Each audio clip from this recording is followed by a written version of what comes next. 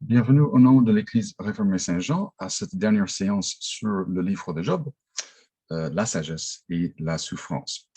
Donc, jusqu'ici, nous avons parcouru le livre de Job dans son intégralité. Donc, je vous félicite pour votre patience. Et nous voulons maintenant, dans cette dernière et courte séance, réfléchir quelques instants sur la souffrance, au moins pour établir un cadre dans lequel chaque croyant et croyante doit, autant que possible, avec la grâce de Dieu, passer par la souffrance de la bonne manière. Donc, comme nous avons vu avec Job, il est possible, et c'est bel et bien l'intention de Dieu même, pour toute souffrance qui n'est pas une punition directe, donc pour la plupart de nos souffrances pour lesquelles il n'y a pas une péché, une façon de vivre corrompue qui serait évidemment la cause, dans la plupart de nos souffrances, nous sommes justement appelés à profiter, à apprendre plein de choses. Je peux à peine nommer quelques-unes ici, mais toute souffrance a un but, comme Elihu voulait dire à Job. Ces buts sont variés, nécessaires quand Dieu décide que nous devons passer par une souffrance quelconque. C'est justement intentionné de sa part. C'est pour notre bien. Il conçoit ce plan avec sagesse, avec amour, et c'est dans cet esprit que nous devons accepter, apprendre dans la souffrance et glorifier Dieu ainsi en le faisant. Avant de discuter quelques idées, j'aimerais juste mentionner quelques ressources qui sont très utiles pour cette réflexion sur la souffrance. Le premier est un livre par Don Carson. Le titre révèle justement la dynamique, la difficulté que nous avons tous à souffrir. Donc, jusqu'à quand réflexion sur le mal et la souffrance, publié par Excelsis dans la version française. Et un autre livre publié par la même maison d'édition, Excelsis, cette fois-ci par Henri Blocher, qui, dès que je le trouve, porte le titre Le mal et la croix. Voici le livre à l'instant.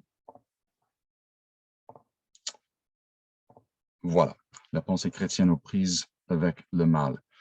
Tous deux sont des livres relativement courts, avec des réflexions pratiques. Je dirais que le livre de Carson est plus terre à terre, plus pratique que celui de Blocher. Blocher a un penchant un peu plus philosophique ou théorique, mais très solide, donc les deux se complémentent, je dois dire. Mais l'un et l'autre, l'un comme l'autre, seront bénéfiques dans le but de se préparer aux souffrances, de s'instruire, de se former lors de la souffrance.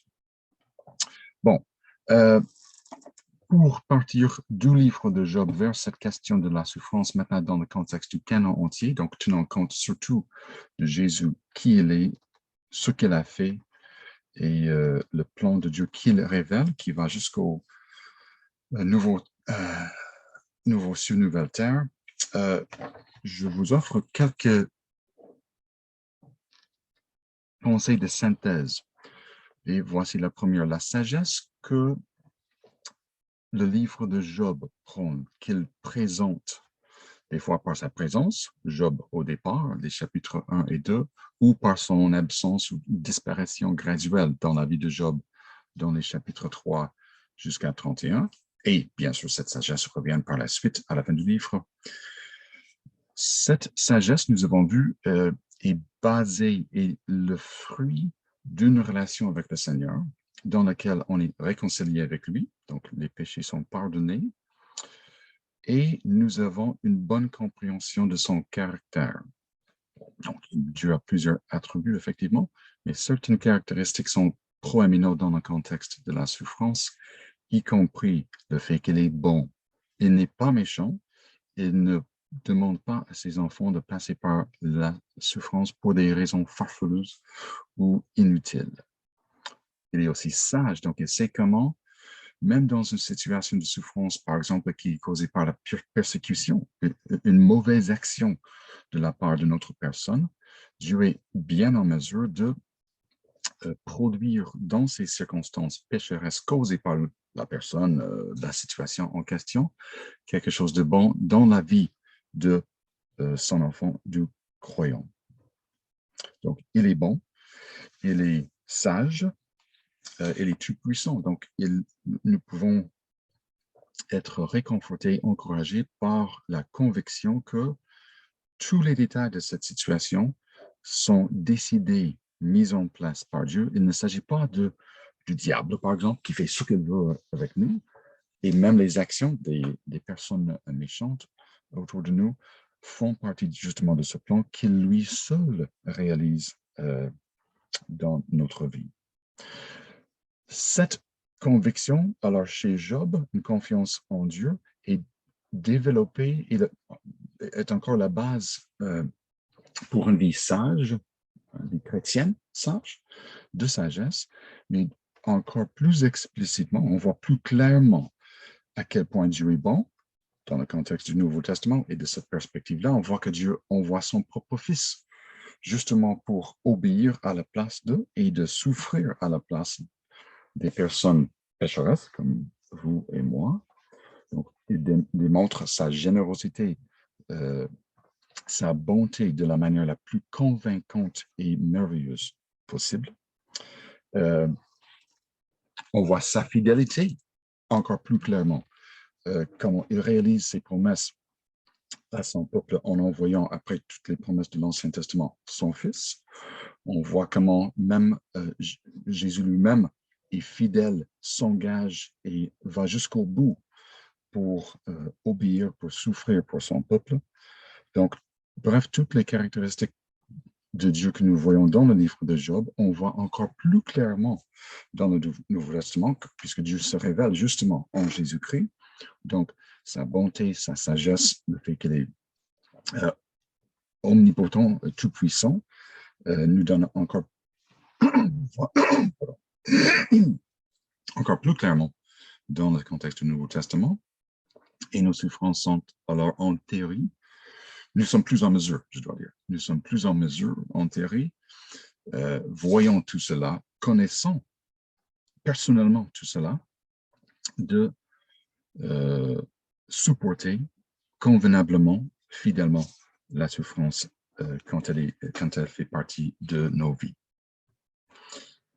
Alors, dans ce contexte alors néo-testamentaire, et on passait par Job et voyons comment Jésus de plusieurs manières révèle et réalise plus clairement les choses qui faisaient partie de l'expérience de Job. Quelques réflexions maintenant sur le mal et surtout la souffrance dans nos vies. Premièrement, comme Paul nous le rappelle au chapitre 8 de l'Épître aux Romains, nous vivons dans un monde encore déchu, que Dieu n'a pas encore perfectionné comme il le fera à la fin des temps. Donc, certaines circonstances, la maladie, par exemple, fait partie de notre vie inévitablement dans ce monde. Les croyants, les non-croyants, tous passent par toutes sortes de difficultés, simplement à cause de la nature de ce monde déchu. Nous-mêmes, d'ailleurs, nous les croyons, même une fois devenus chrétiens, chrétiennes, même après avoir tourné de notre ancien mode de vie vers Dieu, même en le suivant fidèlement, nous ne sommes pas encore parfaits. Donc, nous portons en nous-mêmes les séquelles du péché, les mauvaises habitudes, les penchants, les désirs qui ne sont pas parfaitement sanctifiés encore. Donc, nous-mêmes, nous pouvons malheureusement, par nos actions, nos pensées, etc., créer les circonstances qui sont douloureuses pour nous. Donc, il faut être, je veux dire, réaliste. Nous ne devons pas nous attendre à ce que la vie chrétienne soit généralement sans problème. On pense par exemple à l'évangile de la prospérité. C'est pas basé du tout ni sur l'Ancien Testament, ni sur le Nouveau. Si le Christ surtout est notre modèle, comme nous le verrons, impossible que la vie chrétienne soit une vie aisée, sans difficulté, comme si nous n'avions rien à apprendre simplement puisque nous sommes déjà chrétiens. Au contraire, en devenant chrétiens, comme Jésus l'a dit, nous nous préparons à porter la croix qui amène toujours, pas de manière, pas exclusivement, à la mort, mais aussi à la vie en le suivant. Donc, ça, quelques pensées qui établissent une sorte de cadre dans lequel nous pouvons, en connaissant Dieu tel qu'il s'est révélé pleinement en Jésus-Christ, lui faire confiance et passer à travers nos souffrances de manière calme, de manière qui garde notre confiance en lui, qui garde notre amour pour lui et qui constate que même dans les circonstances difficiles comme la souffrance, Dieu nous aime encore et nous envoie justement cette souffrance pour nous former davantage et pour nous conformer davantage à l'image de son Fils. Et justement, c'est le deuxième cadre dans lequel il faut voir la souffrance chrétienne. Le Nouveau Testament, on parle assez souvent, des fois simplement avec la proposition « dont », nous sommes en Christ, ou plus en détail, on parle souvent de l'union entre le croyant et Christ. Nous sommes unis à lui par le Saint-Esprit, mais cela veut dire que nous partageons de maintes manières, nous recevons les bénéfices de son travail, pour nous, son travail de salut, mais aussi, de notre manière, nous partageons une expérience semblable à la sienne. Le texte le plus clair, effectivement, qui le dit, se trouve, un des textes les plus clairs qui le dit, se trouve en Philippiens 3, les versets 8 à 10, 9 à 10, pour être plus efficace. Même le verset 10 tout seul suffit. Dans le contexte de la valeur incomparable du Christ et de cette nouvelle vie en lui, Paul rejette, dédaigne toute autre chose qui pourrait attirer son intérêt, son attachement, son amour, sa confiance en faveur d'une seule personne, Dieu même, et le salut que Dieu nous donne maintenant et qu'il nous donnera dans sa plénitude après cette vie. Donc, le verset 10, Paul dit tout simplement, tout ce que je désire, c'est de connaître le Christ. Jusqu'à ce point-là, c'est génial, ça ne coûte rien, sans contexte. Et la puissance de connaître le Christ et la puissance de sa résurrection, d'avoir part à ses souffrances et d'être rendu semblable à lui dans sa mort, afin justement de vivre une vie chrétienne fidèle et jouir de la résurrection à la fin de cette vie. Donc, pour être clair, partager les souffrances du Christ ne veut point dire que nous expions nous-mêmes nos propres péchés, que notre obéissance nous donne une certaine valeur aux yeux de Dieu ou que cette obéissance, ces souffrances peuvent ajouter à ce que le Christ a déjà parfaitement accompli une fois pour toutes.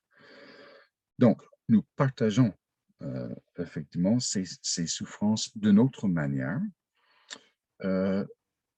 Paul parle souvent de mettre à mort l'ancienne nature pour que la nouvelle puisse vivre. C'est vraiment dans ce cadre-là que nous parlons de partager et sa mort et sa résurrection.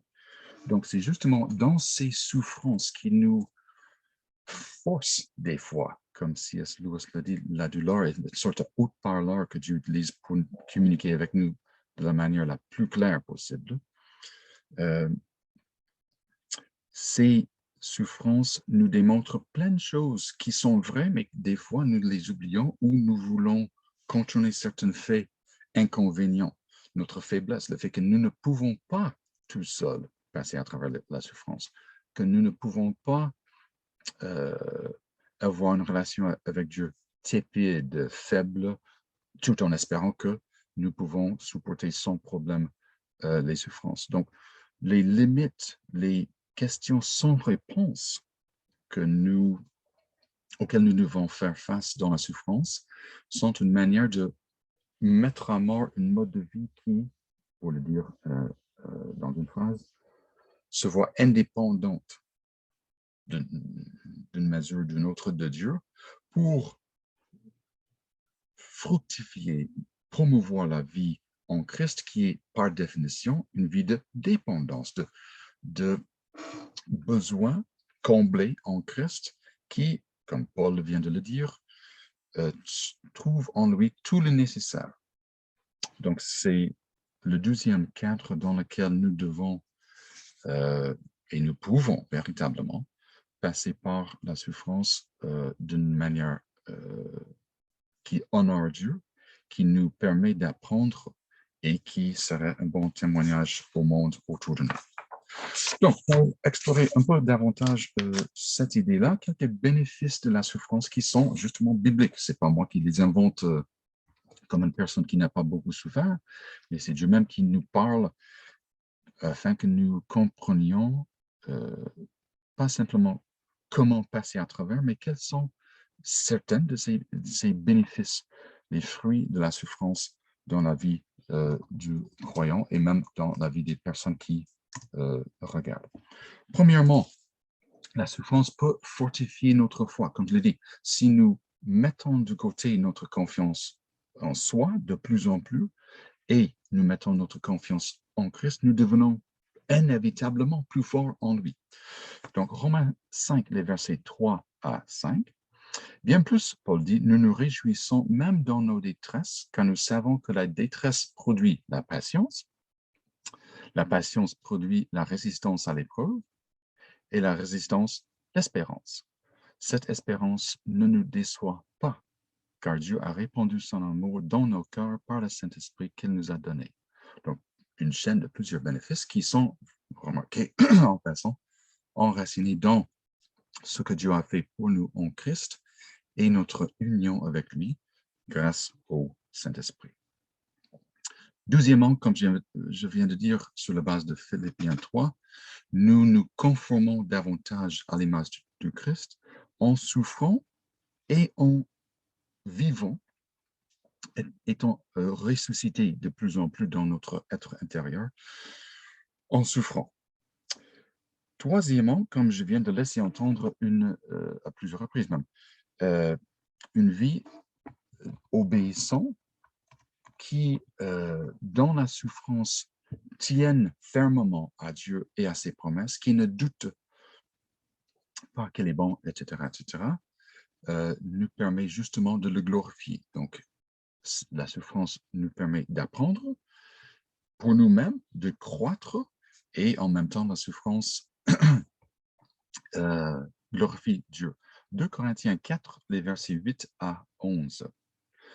Nous sommes accablés de toutes sortes de souffrances, Paul dit, mais non écrasés, inquiets, mais non désespérés, persécutés, mais non abandonnés, jetés à terre, mais non anéantis. Nous portons sans cesse dans notre corps la mort de Jésus afin que sa vie se manifeste aussi dans notre corps. Donc si, comme elle vient de dire, la vie de Jésus se manifeste dans nos corps et dans nos vies, évidemment, Dieu démontre au monde la beauté, la puissance de l'Évangile et en le faisant, il est honoré. Donc, plus précisément, si on regarde 1 Pierre 2, nous pouvons spécifiquement, en tant que témoin du Christ, l'honorer en étant persécuté et en se comportant convenablement dans cette expérience-là. Donc, 1 Pierre 2, 12, Pierre nous dit, « Ayez une bonne conduite parmi les païens, ainsi, même s'ils médisent de vous, donc une sorte de persécution, en vous traitant de malfaiteurs, ils seront obligés de reconnaître vos bonnes actions et de louer Dieu le jour où il viendra. » Un peu plus tard dans le même chapitre, maintenant au verset 18, il parle aux serviteurs, mais la logique y paraît pour nous tous qui ne sont pas serviteurs de la même manière, heureusement. Et il dit, d'être obéissant en tant que serviteur. Au verset 19, en effet, c'est un bien de supporter par obéissance à Dieu les peines que l'on souffre injustement, car un point important, j'avais dit au départ que des fois nos souffrances sont causées par nos propres péchés. Dans ce cas-là, c'est pas à notre louange, à moindre dire, de les supporter avec patience, puisque nous en sommes la cause. Donc, verset 20, car quel mérite y a-t-il à supporter les coups si vous les recevez pour avoir commis une faute? Mais si vous avez à souffrir après avoir bien agi, donc c'est dans ce cadre que j'offre cette réflexion, et que vous les supportez, c'est un bien aux yeux de Dieu. Et maintenant, il joint à cela l'idée de cette imitation du Christ dans nos souffrances. C'est à cela qu'il vous a appelé, car le Christ lui-même a souffert pour vous et vous a laissé un exemple afin que vous suiviez ses traces. Donc, plusieurs des idées que je viens de mentionner sont réunies dans cette pensée de Pierre ici. Deux autres exemples, encore dans le même épître, 1 Pierre, maintenant chapitre 1er, les versets 6 et 7. L'arrière-plan est justement l'espérance de la nouvelle terre, nouveau ciel, ou en d'autres termes, la consommation de notre relation avec Dieu et de notre salut. Vous vous en réjouissez, alors, dit-il au verset 6 de 1 Pierre 1, même s'il faut que maintenant vous soyez attristés pour un peu de temps par toutes sortes d'épreuves. Donc, vous voyez, Paul, Pierre, Jésus même, on parle assez souvent, c'est clair que la souffrance fait partie intégrale de la vie chrétienne, justement parce que nous sommes les disciples du Christ, on suit la même piste, on suit ces traces qui sont justement une piste de souffrance. Donc, par toutes sortes d'épreuves, le verset 7 maintenant, l'or lui-même qui est périssable et pourtant éprouvé par le feu, c'est l'idée que je souligne ici, de même votre foi, beaucoup plus précieuse que l'or, est mise à l'épreuve, éprouvée, afin de prouver sa valeur. C'est ainsi que vous pourrez recevoir louange, gloire et honneur quand Jésus-Christ apparaîtra. Un dernier bénéfice de la souffrance se trouve en 2 Corinthiens, le premier chapitre. Et Paul en parle beaucoup. Si vous voulez lire une sorte de biographie d'une personne, une chrétienne souffrante, dont les souffrances servent à la bénéfice d'autres croyants, lisez 2 Corinthiens.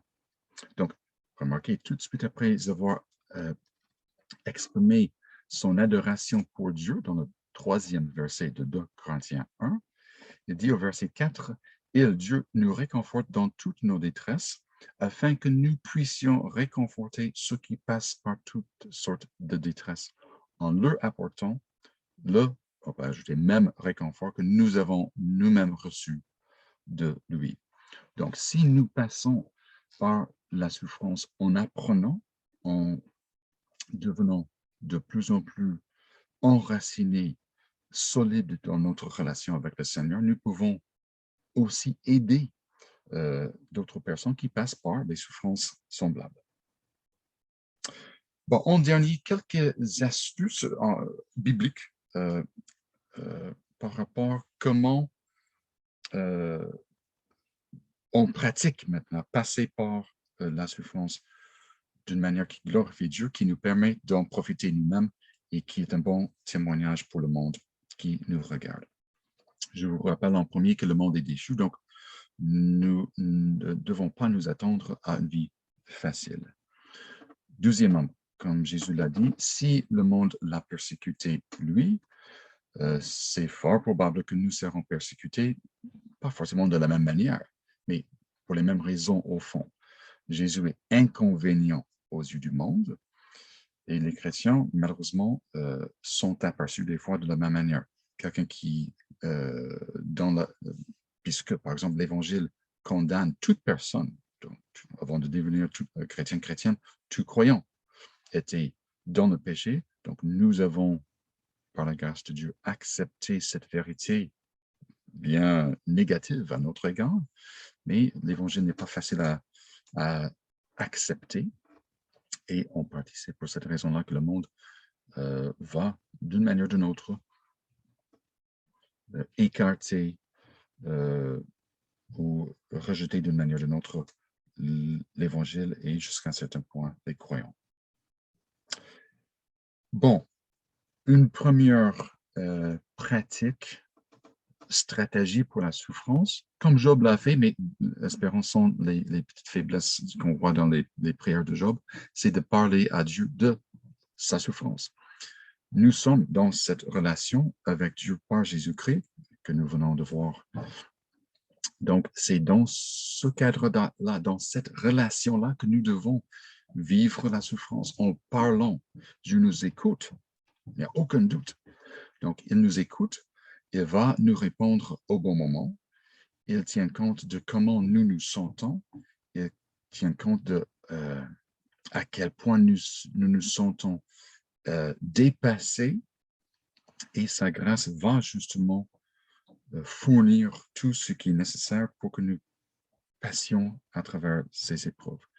Et dans ce contexte-ci, les psaumes de lamentation, il y en a des douzaines parmi les psaumes, sont de bons exemples de comment exprimer honnêtement, sans hésitation, comment je me sens, comment je suis attristé, comment je ressens la peine, la douleur, etc., tout en se confiant à Dieu comme le seul qui peut nous délivrer de cette situation et jusqu'à ce point-là, le seul qui peut nous soutenir dans ces circonstances difficiles. Donc, parlons à Dieu en premier. Deuxièmement, il faut être humble. C'est la leçon que Job a dû apprendre. Nous devons être humbles dans le sens que nous ne pouvons pas exiger de Dieu qu'il nous donne une réponse, une explication claire et compréhensive de notre souffrance, de nos circonstances. Nous savons, par contre, assez, c'est justement l'idée quand nous disons que la Bible est suffisante. Dieu nous a donné toute la matière nécessaire et dans le contexte d'une relation réelle avec lui, nous avons plus que nécessaire pour passer à travers la souffrance sans exiger qu'il me donne une explication claire qui me satisfait. N'oubliez pas qu'une leçon primordiale du livre de Job, et nous pouvons et nous devons faire confiance à Dieu, même si nous ne comprenons pas parfaitement ce qu'il fait. C'est là ce que c'est d'être un être humain avec une compréhension limitée, et Dieu nous donne tout ce qui est nécessaire, il révèle tout ce qui est important pour nous dans ces circonstances. Donc, c'est à lui de déterminer ce que nous devons savoir et pas à nous. Donc, une certaine humilité. Je vous rappelle que si on s'attendait de ça à Job, qu'il passe à travers sa souffrance correctement dans l'Ancien Testament et sans beaucoup de connaissances comme la plupart des Juifs dans l'Ancien Testament, d'autant plus nous avons beaucoup plus de raisons d'être contents de ce que nous savons sur Dieu et sur nous-mêmes, sur la souffrance, sur le monde actuel, sur le but que Dieu a pour nos souffrances et pour ce monde, de suivre le Seigneur, même à travers des périodes difficiles, étant convaincu de la manière la plus claire possible que il est bon. Nous savons plus qu'assez de le suivre avec une calme d'esprit, la confiance qu'il nous fait du bien tout en permettant ces circonstances de rentrer dans nos vies. Donc, en d'autres termes, il s'agit nous devons être soumis encore à Dieu. Le mot soumis, pas du tout populaire, c'était toujours le cas probablement. Mais si nous connaissons Dieu sérieusement, nous le connaissons parce que nous constatons, nous sommes convaincus que nous ne sommes pas en mesure de vivre tout seul. Nous ne pouvons pas nous sauver nous-mêmes. Nous ne pouvons pas nous délivrer de nos péchés ou de toute autre circonstance difficile. Donc, comme je disais plus tôt, une chose que la souffrance nous apprend justement s'agit de nos limites, notre faiblesse, même le péché qui reste en nous. Et sans que ce péché soit la cause, nous constatons de plus en plus notre faiblesse, qui est causée en partie par notre nature pécheresse qui reste. Donc, en vue de ces limites, en vue de ces faiblesses qui restent en nous, une certaine humilité, une soumission, mais l'autre côté de cette médaille de soumission est justement de dépendre de Dieu et de recevoir de lui ce que nous ne pouvons pas fournir nous-mêmes, ce que nous ne pouvons pas produire en nous-mêmes, patience, fortitude, foi, toutes ces choses, comme le dit plusieurs auteurs du Nouveau Testament, sont les nôtres en Christ. Donc, c'est en lui que nous pouvons demander, trouver et recevoir le nécessaire. Un autre point à méditer ici, il s'agit ici vraiment de la méditation et justement, méditation sur la croix. Vous avez vu tantôt que la croix figure justement dans le titre du livre de Blocher sur le mal et la souffrance. Je vous lis quelques pensées de M. Carson dans un autre article à ce sujet. La croix et la résurrection dépeignent de la manière la plus étonnante, surprenante, le cœur et le caractère de notre Dieu. Il dit, nous ne pouvons pas penser correctement à la souffrance sans méditer sur la croix. Donc, il est en train d'expliquer ce que je disais tantôt.